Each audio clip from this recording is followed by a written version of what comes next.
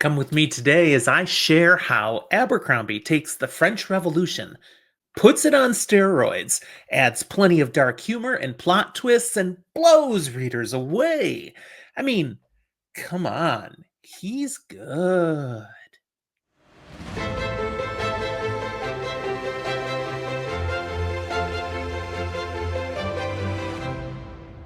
Welcome to Fantasy for the Ages, the show where a father and son talk about fantasy, science fiction, horror, and other nerdy things that we enjoy. I'm Jim, the father of this show. Glad to have you with me today as I bring a review to you of The Wisdom of Crowds, which I just finished today. I hope you're going to enjoy this episode, and if you do, give us a thumbs up. And if you haven't subscribed yet, we sure would appreciate you doing so. Thanks. So yeah, The Wisdom of Crowds by Joe Abercrombie, the final book of his Age of Madness trilogy, as well as, to date, the end of his First Lost series. This came out just in 2021 and is grimdark fantasy. I'm all in on Joe Abercrombie, and I'm on the bandwagon. I'm a card-carrying fan now. While the original First Law trilogy was pretty good, it only built the foundation on which the remaining 6 books just were stacked higher and higher and higher and higher. And it's been amazing how each one, for me, has been better than the one before it, and this did not break the streak.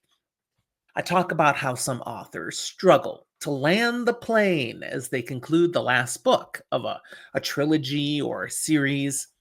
Abercrombie, he just landed this baby with the skill of a Navy pilot coming in on an aircraft carrier in the middle of a hurricane and made it look easy. This was tremendous. The setting of this book is that it takes place, really, it's a direct continuation of the book in front of it, The Trouble with Peace. There's no gap in time, and it starts up right on the same battlefield where they just concluded fighting in the previous book. All action in this final book of the trilogy take place in 2 primary locations of Abercrombie's Circle of the World. We've got Midderland, mostly right in the capital city of Adua, and then we have a few different locations up in the north. And that's it. We talk about other places, but we never go anywhere else in this book. We've spent a good deal of time in these particular locales over the course of 9 books now, this being the 9th, and Abercrombie has solidified what we should expect from these places in our minds. It all makes sense. It all feels very real and authentic. 5 out of 5 rating for Abercrombie's consistency, this high quality world that he's built and just really enriches the narrative for us with. About that narrative, here's my spoiler-lite summary of this book. We begin with King Orso and his troops heading back to Adua in triumph, having put down Leo Dan Brock and his rebellion, including Star of Nightfall and all those army of Northmen that had come with. Not only is he coming back in triumph, he's bringing Dan Brock back in chains. Heck, he doesn't even need chains. He is so battered and injured, permanently mangled from his experience in this battle. And he's bringing Leo back to face the judgment that he well deserves now. Along with him is his wife Savine, who had joined him on warring, and is great with child. King Orso is excited to finally be at a point in his monarchy where he can really lean into being a good king. He actually wants to serve the people. He wants to make a difference.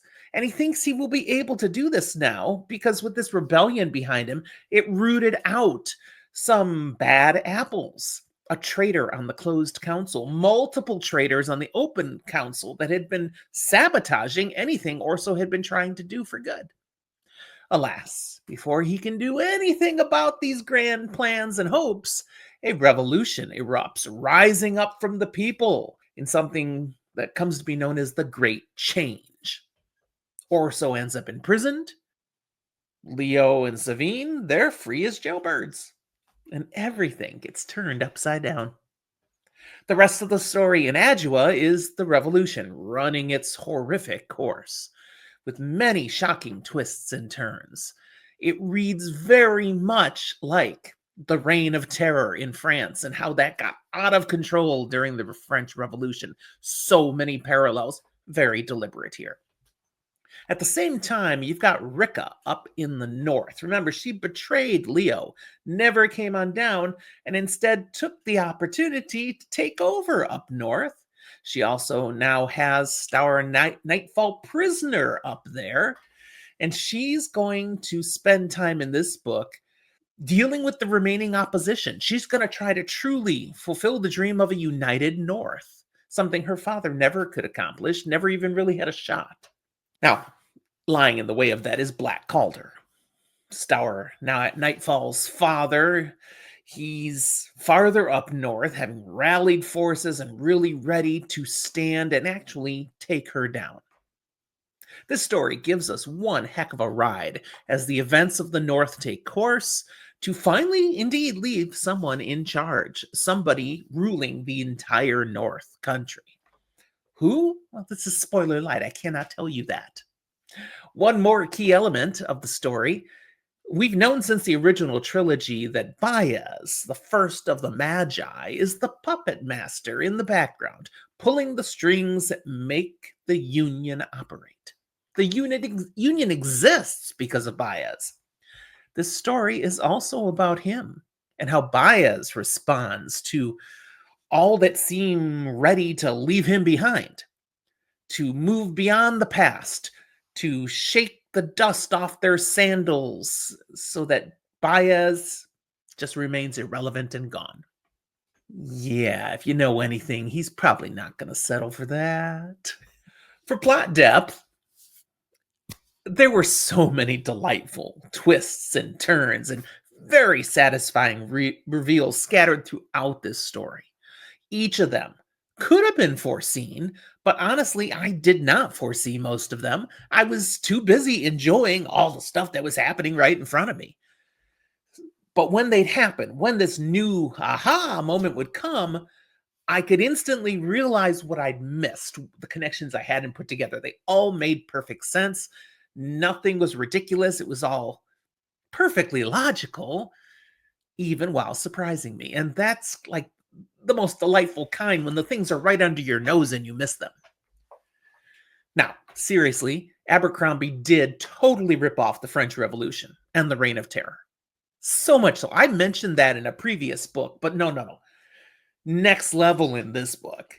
It's like he's just copying the script. But then he does so much more with it than ever happened in France. It's like the French Revolution, the Reign of Terror is the base of what he has. So you think you know what's going on, you think you know what's going to happen, and then he pulls the rug out from under you and does something else, something better, something fantasy. It's amazing. And he does this again and again. 5 out of 5 stars for the delightful, delicious depth of this terrific plot. Characters, Abercrombie has been superb with his character creation work throughout this trilogy and the entire First Law series. I mean, he doesn't skip a beat now. In fact, we see in this book where the major and minor characters of this trilogy end up. And it's just amazing to see the growth he organically seems to allow through the narrative. It's just so satisfying. I have many characters that I absolutely loved reading about. Jonas Clover is one of them. What a delightful player of both sides. The flip-flop man, and yet he's perfectly justified in every move he seems to make. Victorine den Teufel of the Inquisitors. Marvelous journey she goes on. But honestly, much to my surprise, my favorite character by the end of this book is King Orso. His journey is something else and was a delight to encounter. The final character arc to comment on, though, that is really crafted beautifully and with great depth is the ongoing marriage of Leo and Savine. Things got off to a seemingly great start in the previous book and then took some harsh turns by the end. Here, they're tested far further. Their relationship is stretched and pulled and mangled. The way Abercrombie handles all of that is just so smart. Really well done. It's incredible. 5 out of 5 for the varied and authentic characters in this book. Ones you get so invested with that you get mad at them over stupid choices, and you feel joy when they choose something better. Let's talk about Abercrombie's writing style. How many positive words can I pile on here? The pacing is on point. The tone plays havoc with you, bringing you to points of hope and joy and then crashing you down into despair, only to whoop, repeat the process again. Up, down, up, down. Oh my goodness. Abercrombie foreshadows what's to come in many ways, but it's subtle. It's easy to overlook. When you think about it, when a reveal comes along, it's like, yes, it's obvious. The clues were there, but you never see them coming ahead of time. He's so crafty with the way he writes the story. 5 out of 5. Truly, nothing jumps out to me as particularly weak or flawed.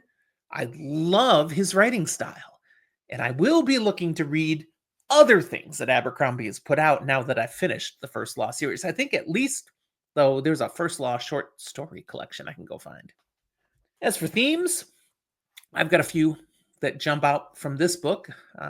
The way power corrupts is huge because we see multiple people move into positions of power in this story and see how badly it goes, see how it twists intentions. It's so easy to lose your way. Along those lines, another theme is revolution and idealism.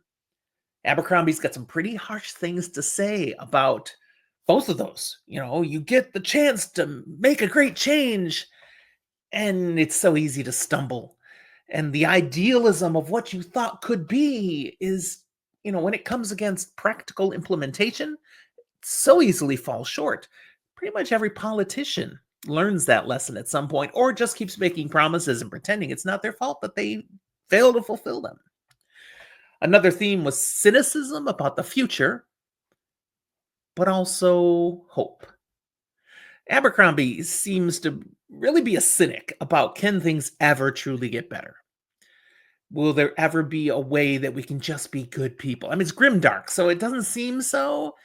And yet, he holds this little candle of hope, a little flame that maybe there are ways, even in the midst of darkness, that there can be a little light. The last one is big, and he hammers on this one over the course of the book: the necessity of compromise. Having the high moral ground might be fine and dandy, knowing you are right and righteous, but if you aren't willing to compromise in order to work with those who don't agree with you, you're not going to be able to find your happy ending. Not a chance. Warnings for this book: there's lots and lots and lots of death in this one. Some of it rather graphic, so be aware. There's tons of betrayal. Backstabbing is real. In general, bad things happen to most of the people in this story. This is not a light and fluffy book. My rating and recommendation: this is one of my favorite books of fantasy, of any at this point.